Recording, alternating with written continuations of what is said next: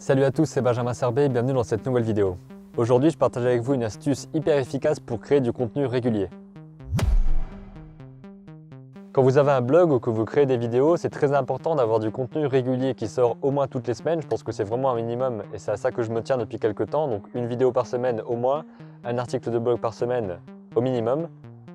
Et il y a une astuce qui vous permet de créer ce contenu, d'être beaucoup plus motivé en jouant sur une partie de vous qui sera frustrée.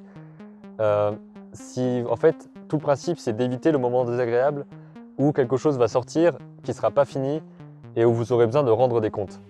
Donc j'applique ça à la création de mon article de blog, puisque en fait, il y a un article de blog qui sort sur mon blog perso tous les lundis à 8 h. Donc ça, c'est ma routine personnelle. Lundi à 8 h, il y a un article qui sort et il est diffusé ensuite sur Facebook lundi aux environs de 11 h midi. Et ce qui est très important ici, c'est que dans WordPress, qui est le logiciel que j'utilise, il y a une option qui permet de planifier à l'avance la publication de votre article. Ce qui veut dire qu'au lieu de mettre vos notes, vos brouillons et de les enregistrer simplement en tant que futur article, qui apparaîtra dans une liste où il y a tous vos articles en attente qui peuvent sortir dans une semaine, 3 mois, peu importe, ils resteront là et personne ne pourra les voir. L'idée ici, c'est de planifier l'article pour dire lundi prochain à 8 h, l'article est sur le blog. Quoi qu'il arrive, il apparaîtra, qu'il soit fini ou pas. Et justement, je ne veux pas qu'il apparaisse alors qu'il n'est pas fini. Vous ne voulez pas non plus que quelque chose que vous devez écrire apparaît alors qu'il n'y a que des bouts de phrases et que des mots-clés.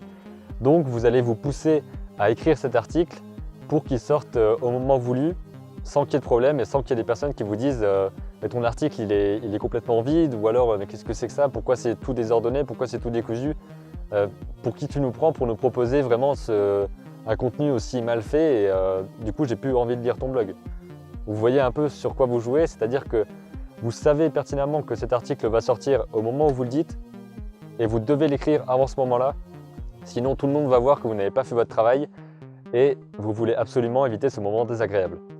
Pour augmenter encore cet effet un petit peu pervers de « je dois le faire sinon j'ai un moment désagréable » et ça je vais l'éviter, il y a le principe aussi que vous avez sur WordPress le lien en fait, le futur lien de votre article.